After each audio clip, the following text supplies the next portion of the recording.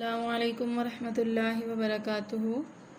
حمدا کثیرا طیبا مبارکا فیہ اللہم صل وسلم علی نبینا محمد۔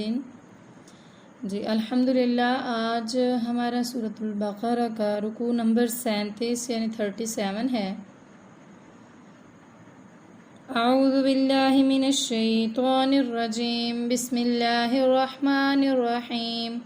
یا ایہا الذین، اے وہ لوگو جو آمنو ایمان لائے ہو، انفقو تم خرچ کرو، من طیبات پاکیزہ چیزوں میں سے، ما جو کسب تم کماؤ، ومما اور ان میں سے بھی جو اخرجنا ہم نے نکالی ہیں، لکم تمہارے لیے، من الارض زمین سے، ولا تیمموا اور نہ تم ارادہ کرو، الخبیث خراب چیز کا، منہ اس میں سے،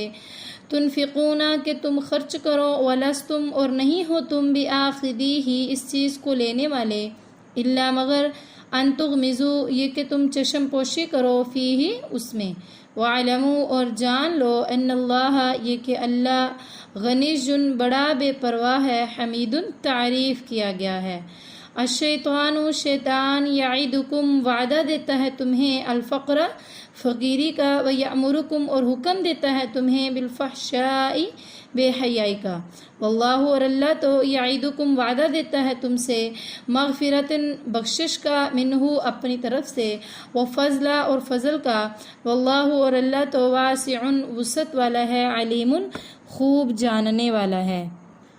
یؤتی وہ اللہ دیتا ہے، الحکمت حکمت، من یشاء جسے وہ چاہتا ہے، ومن اور جو کوئی بھی یؤتا دیا جائے، الحکمت حکمت، فقط پس تحقیق، اوتیا وہ دیا گیا، خیرن بھلائی، کثیرن بہت زیادہ، وما یذکر اور نہیں نصیحت حاصل کرتے، الا مگر اولو الالباب عقل والے ہی اس سے نصیحت حاصل کرتے ہیں۔ ان آیات میں اللہ تبارک و تعالیٰ اپنے مومن بندوں کو صدقہ کرنے کا حکم دیتا ہے کہ مال تجارت جو اللہ نے تمہیں دیا ہے، سونا چاندی پھل اور اناج وغیرہ جو اس نے تمہارے لیے زمین سے نکالے ہیں، اس میں سے بہترین اور جو چیز تمہیں پسند ہے، یعنی عمدہ چیزیں اللہ کی راہ میں دیا کرو، ردی چیزیں، سڑی گلی گری پڑی بیکار فضول خراب چیزیں اللہ کی راہ میں نہ دو۔ اللہ تبارک و تعالیٰ خود طیب ہے اور طیب یعنی پاک چیز کو ہی پسند کرتا ہے، خبیث کو قبول نہیں کرتا۔ تم اس کے نام پر یعنی اسے تو خراب چیز دینا چاہتے ہو، اور اگر وہی چیز تمہیں دی جائے تو تم خود اسے قبول نہ کرو گے، تو اگر تم اس کو قبول نہیں کر لے تو پھر اللہ کیسے لے لے گا؟ ہاں مال جاتا دیکھ کر اپنے حق میں تم کوئی چشم پوشی کر لو تو وہ ایک علیحدہ بات ہے کہ چلو کچھ بھی مل رہا ہے، یا میں اس سے مراد یہ ہے کہ اگر کسی کو تم نے کچھ مال دیا ہے تو اب بدلے میں جب وہ مال واپس کر رہا ہے تو وہ حقیر مال واپس کر رہا ہے، تو تم اس کا جو ہے نا ریٹ قیمت کم کر کے تو پھر اس کو کہتے ہو کہ چلو میں تم سے لے لوں گا، یعنی یہ نہ ہو کہ اگر میں یہ نہیں لوں تو میرا مال جاتا رہے، تم اس طریقے سے لیتے ہو خراب چیز کو۔ ورنہ اگر تمہیں خراب چیز دی جائے یا ہدیتاً ہی دی جائے تو تم اس کو خود قبول نہیں کرتے ہو، تو تم خود قبول نہیں کرتے تو دیکھو اللہ تو خود طیب ہے، سب سے زیادہ پاک ہے اللہ، تو پھر اللہ بھی پاک چیز کو ہی پسند فرماتے ہیں، اس طرح خبیث چیز کو، گلی سڑی یا خراب چیز کو اللہ تبارک و تعالیٰ پسند نہیں فرماتے ہیں۔ حضرت براء بن عازب رضی اللہ تعالیٰ عنہ فرماتے تھے، کھجوروں کے موسم میں انصار اپنی اپنی وسعت کے مطابق کھجوروں کے خوشے لا کر نا 2 ستونوں کے درمیان ایک رسی لٹک رہی ہوتی ہے اس میں لٹکا دیا کرتے تھے، جسے اصحاب صفا رضی اللہ تعالیٰ عنہم اور مسکین مہاجرین بھوک کے وقت کھا لیتے تھے۔ کسی نے جسے صدقہ کی رغبت کم تھی، اس میں ردی کھجوروں کا بھی ایک خوشہ لا کر لٹکا دیا، جس پر یہ آیت نازل ہوئی کہ اگر تمہیں ایسی ہی چیزیں ہدیہ میں دی جائے تو تم خود نہیں لوگے، ہاں اگر شرم و لحاظ سے بادل و خواستہ لے بھی لو تو اور بات ہے۔ اس کے نازل ہونے کے بعد تمام صحابہ کرام ہر شخص بہتر سے بہتر چیز جو ہے وہ لانے کی کوشش کیا کرتا تھا اور لے کر بھی آتا تھا۔ حضرت عبداللہ بن مغفل رضی اللہ تعالیٰ عنہ فرماتے ہیں کہ مومن کی کمائی خبیث نہیں ہوتی، اس سے مراد یہ ہے کہ بیکار چیز اللہ کی راہ میں صدقہ نہ دو۔ مسند میں حدیث ہے کہ حضور صلی اللہ علیہ وآلہ وسلم کے سامنے گو کا گوشت لایا گیا۔ گو ہوتی ہے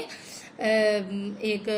چھپکلی کی طرح ایک بڑا سا جانور ہوتا ہے اس کی شکل جیسا، لیکن بہت موٹا اور اس کی نسبت بہت بڑا ہوتا ہے، تو اس کو گو کہا جاتا ہے۔ تو گو کا گوشت لایا گیا، آپ نے کھایا نہ اور نہ ہی کسی کو کھانے سے منع فرمایا۔ تو حضرت عائشہ رضی اللہ تعالیٰ عنہ نے فرمایا کہ کسی مسکین کو دے دیتے ہیں، تو آپ نے فرمایا جو تمہیں پسند نہیں ہے اور جسے تم خود کھانا جو پسند نہیں کرتی، اسے کسی اور کو کیا دو گی؟ یعنی جو چیز خود پسند ہو وہی اگر اللہ کی راہ میں دی جائے تو اس کا اجر بہت زیادہ اللہ تبارک و تعالیٰ عطا فرماتے ہیں۔ پھر اللہ تبارک و تعالیٰ فرما رہے ہیں کہ الشیطان یعدکم الفقر، یعنی شیطان تمہیں اس بات سے ڈراتا ہے کہ تم اگر اللہ کی راہ میں خرچ کرو گے، اپنے مال کو غریبوں مسکینوں میں دے دو گے تو تمہارا مال کم ہو جائے گا۔ لیکن اللہ تبارک و تعالیٰ فرما رہے ہیں یہ شیطان کا وعدہ اور ڈرانا بہکانا یہ جھوٹا ہے، بلکہ اللہ تبارک و تعالیٰ تمہیں جو وعدہ دے رہے ہیں کہ تم اللہ کی راہ میں خرچ کرو گے تو اللہ تبارک و تعالیٰ تمہاری بخشش کریں گے، تم پر اپنا فضل عطا فرمائیں گے، کیونکہ اللہ تو وسعت والے اور جاننے والے ہیں نا ہر چیز کو۔ مطلب یہ ہے آیت شریف کا کہ اللہ کی راہ میں شیطان خرچ کرنے سے روکتا ہے اور دل میں وسوسہ ڈالتا ہے کہ اس طرح تو ہم فقیر ہو جائیں گے، اس نیک کام سے روک کر پھر بے حیائیوں اور بدکاریوں کی طرف جو ہے نا رغبت دلا دیتا ہے، گناہوں پر، نافرمانیوں پر، حرام کاریوں پر اور مخالفت حق پر اکساتا رہتا ہے، اور اللہ تعالیٰ تمہیں اس کے برخلاف حکم دیتا ہے کہ خرچ فی سبیل اللہ سے ہاتھ نہ روکو، اور شیطان کی دھمکی کے خلاف وہ فرماتا ہے کہ اس صدقہ کے باعث تمہاری خطاؤں کو بھی معاف کر دوں گا، اور جو تمہیں فقیری سے ڈراتا ہے میں اس کے مقابلہ میں تمہیں اپنے فضل کا یقین دلاتا ہوں۔ مجھ سے بڑھ کر رحم و کرم، فضل اور لطف کا کس کا زیادہ وسیع ہو سکتا ہے، اور انجام کار کا علم بھی مجھ سے زیادہ اچھا کسے حاصل ہو سکتا ہے۔ اب حکمت سے مراد یہاں پر قرآن کریم اور حدیث شریف کی پوری مہارت حاصل کرنا ہے، جس سے ناسخ و منسوخ، محکم متشابہ، مقدم مؤخر، حلال و حرام اور مثالوں کی معرفت حاصل ہو جائے۔ پڑھنے کو تو اسے ہر انسان پڑھ سکتا ہے، لیکن اس کی تفسیر اور اس قرآن کی سمجھ وہ حکمت ہے جسے اللہ تبارک و تعالیٰ جسے چاہتے ہیں عنایت فرما دیتے ہیں کہ وہ اصل مطلب کو پالے اور بات کی طے کو پہنچ جائے، اور زبان سے اس کے صحیح مطلب ادا ہو، سچا علم، صحیح سمجھ اسے عطا ہو، اللہ کا ڈر اس کے دل میں ہو۔ ایک مرفوع حدیث میں یہ بھی آتا ہے کہ حکمت کا راز اللہ کا ڈر ہے۔ وما، اور جو انفقتم تم خرچ کرو، من نفقت کسی قسم کا بھی خرچ، او یا نظر تم نظر مانو، من نادر کسی قسم کی بھی نظر، فإن اللہ پس بے شک اللہ یعلمہ جانتا ہے اسے، وما اور نہیں ہے للظالمین ظالموں کے لیے، من انصار کوئی بھی مددگار۔ ان اگر تبدو تم ظاہر کرو الصدقات خیرات کو، فنعما تو یہ اچھی بات ہے، یہ وائن اور اگر تخفوہا تم چھپاؤ اسے، وتؤتوہا اور تم دو اسے الفقراء فقیروں کو، فہوا تو وہ خیرن بہت ہی بہتر ہے، لکم تمہارے لیے، ویکفر اور وہ اللہ دور کر دے گا عنکم تم سے، من سیئاتکم تمہارے گناہوں کو، واللہ اور اللہ تو بما اس کے ساتھ جو تعملون تم عمل کرتے ہو، خبیر خوب خبردار ہے۔ اب ادھر اللہ تبارک و تعالیٰ فرما رہے ہیں کہ ہر ایک خرچ اور نظر کو اور ہر ہی اچھے عمل کو اللہ تعالیٰ خوب جانتا ہے۔ وہ اپنے نیک بندوں کو جو اس کا حکم بجا لاتے ہیں، اس سے ثواب کی امید رکھتے ہیں، اس کے وعدوں کو سچا جانتے ہیں، اس کے فرمان پر ایمان رکھتے ہیں، بہترین بدلہ عطا فرمائے گا، اور ان کے خلاف جو لوگ اس کے حکم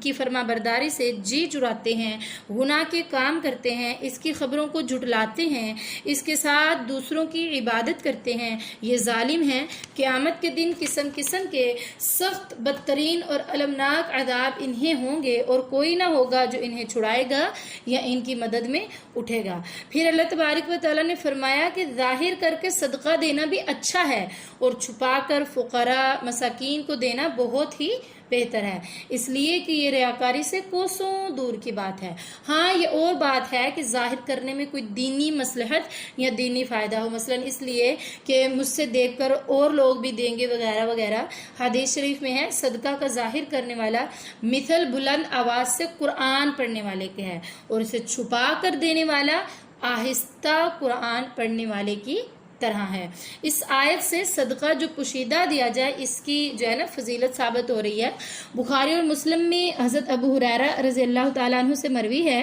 کہ رسول اللہ صلی اللہ علیہ وآلہ وسلم نے فرمایا 7 شخصوں کو قیامت کے دن اللہ تبارک و تعالیٰ اپنے سائے میں جگہ دے گا جس دن اس کے سائے کے سوا کوئی اور سایہ نہ ہوگا۔ نمبر 1 عادل بادشاہ، نمبر 2 وہ نوجوان جو اپنی جوانی اللہ کی عبادت اور شریعت کی فرما برداری میں گزار دے۔ نمبر 3 وہ 2 شخص جو اللہ کے لیے آپس میں محبت رکھیں اور اسی پر جمع ہوں اور اسی پر جدا ہوں۔ نمبر 4 وہ شخص جس کا دل مسجد میں لگا رہے نکلنے کے وقت سے جانے کے وقت تک۔ نمبر 5 وہ شخص جو خلوت میں بھی اللہ کا ذکر کرے اور رو دے۔ نمبر 6 وہ شخص جسے کوئی منصب و جمال والی عورت بدکاری کی طرف بلائے اور وہ کہہ دے کہ میں تو اللہ رب العالمین سے ڈرتا ہوں۔ نمبر 7 وہ شخص جو اپنا صدقہ اس قدر چھپا کر دے کہ بائیں ہاتھ کو بھی دائیں ہاتھ کے خرچ کرنے کی خبر تک نہ ہو۔ پھر اللہ تبارک و تعالیٰ نے فرمایا کہ صدقے کے بدلے میں اللہ تعالیٰ تمہاری خطاؤں اور برائیوں کو دور کر دے گا، بالخصوص اس وقت جبکہ وہ چھپا کر دیا جائے تمہیں بہت سی بھلائی ملے گی، درجات بڑھیں گے، گناہوں کا کفارہ ادا ہو جائے گا۔ اللہ تعالیٰ پر تمہاری کوئی نیکی، بدی، سخاوت، بخیلی، پوشیدگی اور اظہار، نیک نیتی اور دنیا طلبی کبھی بھی پوشیدہ نہیں ہے، وہ تمہیں تمہارے ہر عمل کا پورا پورا بدلہ ضرور عطا فرمائے گا۔ لیسا نہیں ہے علیکا آپ پر ہداہم ہدایت دینا ان کو، ولیکن اللہ اور لیکن اللہ ہی یہدی وہ ہدایت دیتا ہے من یشاء جسے وہ چاہتا ہے، وما اور جو کچھ تنفقو تم خرچ کرو من خیر مال سے، فلی انفسکم پس وہ تمہاری ہی نفسوں کے لیے ہے، وما اور نہیں تنفقون تم خرچ کرتے الا مگر ابتغاء چاہنے کے لیے، وجہ اللہ اللہ کی رضامندگی، وما اور جو کچھ تنفقو تم خرچ کرو گے من خیر کسی مال سے، یوفا وہ پورا پورا دیا جائے گا، الیکم تمہیں، وانتم اور تم لا تظلمون ظلم نہیں کیے جاؤ گے، للفقراء ضرورت مندوں کے لیے، الذین وہ لوگ کے اسروا جو روک دیے گئے ہیں، فی سبیل اللہ اللہ کی راہ میں، لا یستطیعون نہیں وہ استطاعت رکھتے ضربن چلنے پھرنے کی، فی الارض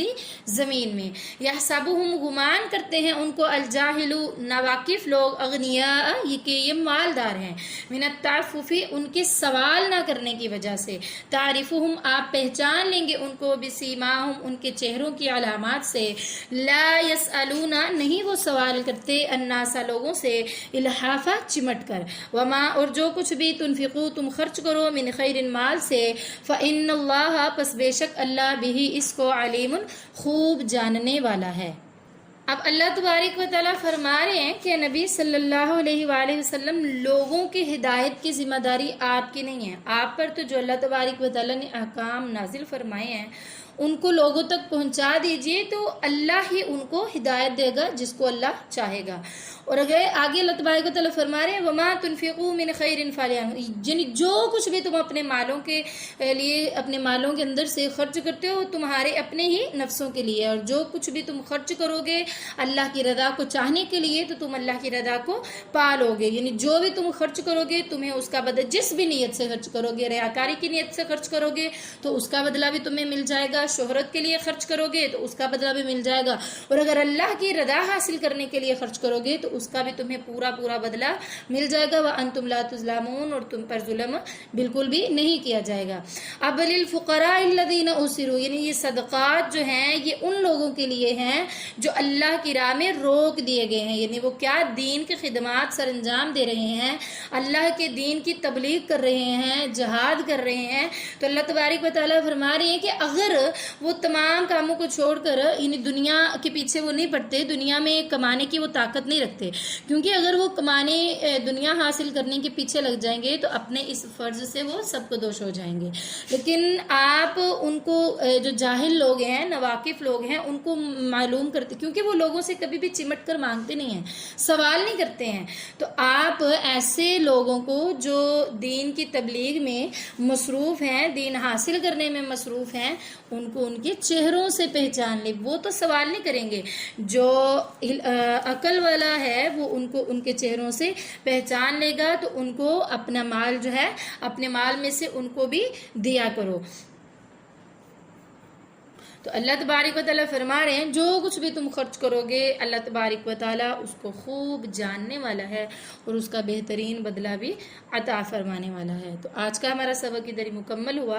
دعا پڑھ لیتے ہیں. سبحان ربک رب العزت عما یصفون وسلام علی المرسلین والحمد للہ رب العالمین. سبحانک اللہم وبحمدک نشہد ان لا الہ الا انت نستغفرک ونتوب الیک. السلام علیکم ورحمۃ اللہ وبرکاتہ.